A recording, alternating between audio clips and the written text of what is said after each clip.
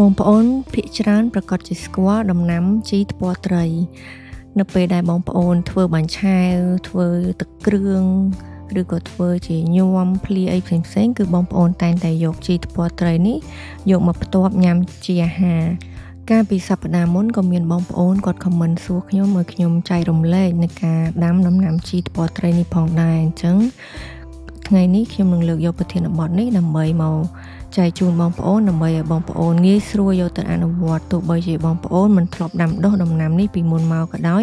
ក៏អាចដាំដុះបានដែរគឺងាយមែនតើបងប្អូនដោយសារតែប្រភេទរុក្ខជាតិនេះគឺវាចូលចិត្តដីសើមចូលចិត្តម្លប់ហើយនឹងសាយភាយឫសបានយ៉ាងលឿនចឹងហើយបងប្អូនអាចដាំវាយ៉ាងងាយស្រួលដោយសារយើងអាចកាត់យកមែកដែលចាស់ល្មមមានឫសស្រាប់ឬក៏យើងត្រាំដើមនោះនៅក្នុងទឹកដើម្បីឲ្យវាចេញឫសជាមុនសិនរួចហើយបានយើងយកទៅដាំនៅក្នុងដីល្បាយកំប៉ុស្តហើយយើងអាចស្រោចវាឲ្យជោគបានអញ្ចឹងដើម្បីកុំឲ្យខាត់ពេលយូរយើងចូលទៅដល់ជំហាននៃការដាំដុះជីថ្ពាល់ត្រីនេះតែម្ដងទី1គឺបងប្អូនត្រូវការជ្រើសរើសមែកហើយនឹងបណ្ដុះឫសវាជាមុនសិនអញ្ចឹងបងប្អូនអាចជ្រើសរើសមែកជីថ្ពាល់ត្រីណាដែលមាំល្មមមិនខ្ចីពេកហើយក៏មិនចាស់ពេកដែរអញ្ចឹងយើងកាត់មែកនឹងប្រវែងប្រហែលជា10ទៅ15សង់ទីម៉ែត្រ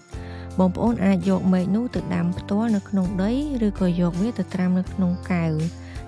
ទឹកគឺយើងត្រាំត្រឹមគល់រយៈពេល3ទៅ4ថ្ងៃរហូតទាល់តែចេញឫសខ្ចីៗច្រើនសិនសឹមយកទៅដាំអញ្ចឹងបងប្អូនអាចមានជំរើសពីរទី1គឺយើងកាត់មែកហើយយើងយកទៅដាំផ្ទាល់តែម្ដងហើយទី2គឺយើងអាចកាត់យកមែកវាប្រហែលជា10ទៅ15សង់ទីម៉ែត្រហ្នឹងយើងមានកែវមួយយើងត្រាំទឹកត្រឹមគល់យើងអត់ត្រាំទឹកនឹងច្រើនពេកទេត្រឹមតែគល់ជីនឹងទេអញ្ចឹងនៅពេលដែលវាបាន3-4ថ្ងៃគឺវាដុះឫសហើយសឹមយើងយកទៅដាំអញ្ចឹងបងប្អូនអាចយកវិធីណាមួយទៅអនុវត្តក៏បានដែរទី2គឺយើងរៀបចំដីហើយនឹងការដាំដុះអញ្ចឹងដំណាំជីថ្ពាល់ត្រីហ្នឹងចូលចិត្តដីដែលសើមដូច្នេះបងប្អូនគួរតែប្រើល្បាយដីដែលមានលាយដីធម្មជាតិជាមួយនឹងជីកំប៉ុស្តឬដីដាំដំណាំទូទៅក៏បានដែរបន្ទាប់មកគឺយើងដាក់ដីចូលទៅក្នុងកូនកំប៉ុងដាំក្នុងរងឬក៏ក្នុងថូផ្កាដែលមានរន្ធបង្ហូរទឹកហើយបន្ទាប់មកគឺយើងកប់គល់ឬមែកដែលចេញឫសចូលទៅក្នុងដីជម្រៅប្រហែលជា3ទៅ5សង់ទីម៉ែត្ររួចចុចដីក្បែរគល់ថ្នមៗដើម្បីឲ្យរុក្ខជាតិដុះឈរបានយ៉ាងរឹងមាំអញ្ចឹងចំណុចនេះគឺសំខាន់មែនទែនបងប្អូនត្រូវចាំមើលបងប្អូនដាំវានៅក្នុងផើងឬក៏ថូបងប្អូនត្រូវតែក្រាលជាគេហៅថា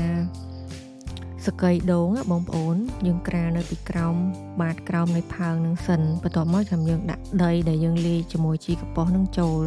ដោយសារអីនៅពេលដែលយើងដាំនៅក្នុងផើងឬក៏ថូយើងខ្លាចវាហូរទឹកលំហូរទឹកវាអត់បានល្អវាធ្វើឲ្យរលួយដើមជីថ្ពាល់ត្រីហ្នឹងអញ្ចឹងធ្វើម៉េចគឺឲ្យមានការបង្ហូរទឹកវាបានល្អដែលយើងដាក់សកៃដូងក្រាលនៅក្រោមគេបង្អស់នៅបាតផើងបន្ទាប់មកចាំយើងដាក់ដីចូលដើម្បីវាបញ្ចេញបញ្ចូលទឹកបានល្អកុំឲ្យវាទឹកជាំទឹកនៅនឹងទៅវាធ្វើឲ្យរលួយដើមហើយចំពោះការថែទាំវិញគឺពលឺជីប្រភេទហ្នឹងគឺអត់សូវចូលចិត្តកម្ដៅថ្ងៃខ្លាំងពេកទេដូច្នេះគួរតែដាក់វានៅកន្លែងដែលមានពន្លឺព្រះអាទិត្យ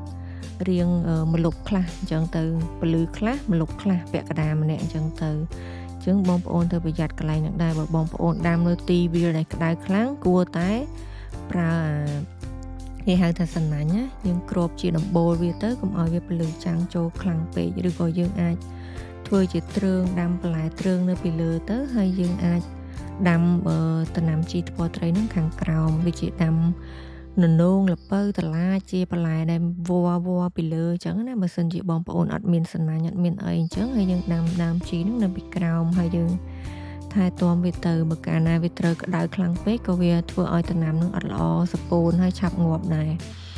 អញ្ចឹងចំពោះការស្រោចទឹកគឺត្រូវស្រោចទឹកឲ្យជោគយ៉ាងហោចណាស់1ឬ2ដងក្នុងមួយថ្ងៃបើតាមខ្ញុំសួរកសិករដែលគាត់ដាំដុះផ្ទាល់គឺភាគច្រើនគាត់ស្រោច3ដងព្រឹកថ្ងៃល្ងាចអញ្ចឹងទៅហើយបើសិនជាគាត់អត់សូវមានពេលទេគឺគាត់ស្រោចមួយថ្ងៃ2ដងព្រឹកហើយនិងល្ងាចដើម្បីធានាថាដីនឹងវាមានសំណើមជានិច្ចព្រោះបើសិនជាដីស្ងួតដើមវានឹងឆាប់ស្រពោនហើយងាប់ចំពោះជីវិញដើម្បីឲ្យ ដំណាំនេះលូតលាស់បានល្អនិងមានស្លឹកធំបងប្អូនអាចបន្ថែមជីធម្មជាតិឬជីសរីរាង្គដូចជាជីកំប៉ុស្តជីត្រីផ្អាប់នៅក្នុងកម្រិតសមស្របដើម្បីឲ្យជីថ្ពាល់ត្រីនឹងមានការលូតលាស់បានល្អស្លឹកធំហើយនឹងមិនចង្អៀតគ្នាគម្លាតគុម្ពសមស្របដែលបងប្អូនគួរដាំគឺចន្លោះគុម្ពពី15ទៅ20សង់ទីម៉ែត្រហើយនឹងចន្លោះជួរ20ទៅ25សង់ទីម៉ែត្រហេតុផលដែលយើងត្រូវរក្សាគម្លាតនេះដោយសារអីការរីករាលដាលលឿនជីថ្ពាល់ត្រីគឺជាប្រភេទរុក្ខជាតិវាហើយនឹងសាយភាយឫសតាមដីបានលឿនណាស់ការទទួលបានពន្លឺជួយឲ្យគុម្ពនីមួយៗទទួលបានពន្លឺនិងខ្យល់អាកាសគ្រប់គ្រាន់មិនណែនណាន់ត្បៀតគ្នាហើយចុងក្រោយគឺកាត់បន្ថយជំងឺជួយការពារកុំឲ្យមានសំណើមខ្លាំងពេកនៅគល់ដែលអាចបង្កជាផ្សិតឬរលួយគល់បើសិនជាបងប្អូនដាំសម្រាប់ធ្វើអាជីវកម្មគឺបងប្អូនអាចដាំនៅលើរង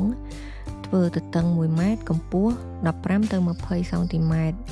ហើយលើរងទទឹង1ម៉ែត្រយើងអាចដាំបាន4ជួរដោយរក្សាគម្លាតជួរនីមួយ25សង់ទីម៉ែត្រហើយគម្លាតគុម្ពគឺក្នុងមួយជួរដាំចន្លោះពីគុម្ពមួយទៅគុម្ពមួយចម្ងាយ20សង់ទីម៉ែត្រដូចគ្នាដែរហើយបើសិនជាទៅលើបច្ចេកទេសស្រោចស្រពវិញល្អបំផុតគឺយើងអាចប្រើជាប្រព័ន្ធទយោស្រោចដែលគេហៅថា micro sprinkler ឬក៏ទយោបន្តក់ drip irrigation នឹងអញ្ចឹងយើងអាចស្រោចមួយថ្ងៃ2ដងព្រឹកព្រលឹមហើយនិងល្ងាចស្រោចមួយលើកចន្លោះពី10ទៅ15នាទីដើម្បីឲ្យដីជ្រាបទឹកបានជ្រៅទៅដល់ឫសបើសិនជាយើងដាំជាថូក្នុងគ្រួសារយើងអាចប្រើជាដបបាញ់ទឹកស្ប្រេឬក៏កំប៉ុងស្រោចផ្កាឈូកតូចៗធុងដែលមានផ្កាឈូកតូចៗហ្នឹងហើយយើងត្រូវពិនិត្យមើលបាតថូដែលខ្ញុំលើកឡើងមុននឹងអញ្ចឹងគឺបងប្អូនត្រូវតែឲ្យមានរន្ធបង្ហូរទឹកចេញឲ្យបានល្អដើម្បីកុំឲ្យវារលួយឫសហើយសម្រាប់ការកាត់ប្រមូលផលបានច្រើនដងគឺបងប្អូនអាចប្រមូលផលក្រោយដាំបានពី30ទៅ45ថ្ងៃហើយរបៀបកាត់គឺយើងប្រើកត្រៃមុតស្អាតកាត់ត្រង់ចំណុចលើភ្នែកជីឬលើថ្នាំងស្លឹកទី2ឬទី3រាប់ពីដីឡើងទៅលើយើងទុកគល់ប្រហែលជា5ទៅ7សង់ទីម៉ែត្រហាមដកទាំងឫសការទុកថ្នាំងស្លឹកនៅគល់នឹងធ្វើឲ្យភ្នែកដុះខ្នែងថ្មីបាន2ទៅ3ម៉ែត្របន្ថែមទៀតភ្លាមក្រោយពេលកាត់ហើយការថែទាំក្រោយកាត់គឺយើងកាត់រួច1ទៅ2ថ្ងៃយើងត្រូវរោយជីកំប៉ុស្តបន្ថែមឬស្រោចទឹកជីសរីរាង្គជីត្រីផ្អាប់ហ្នឹងដើម្បីជំរុញឲ្យវាលាស់ស្លឹកថ្មីបានលឿននិងស្លឹកធំល្អចឹងអញ្ចឹងប្រធានបទនេះសូមចប់ត្រឹមប៉ុណ្ណេះហើយបើសិនជាបងប្អូនមានចម្ងល់អីអាច comment នៅខាងក្រោមបានខ្ញុំនឹងឆ្លៀតធ្វើវីដេអូជូនបន្តទៀតហើយសង្ឃឹមថាបងប្អូនបានស្ដាប់ហើយនឹងយកទៅអនុវត្តបើបងប្អូនពេញចិត្តមាតិកានេះ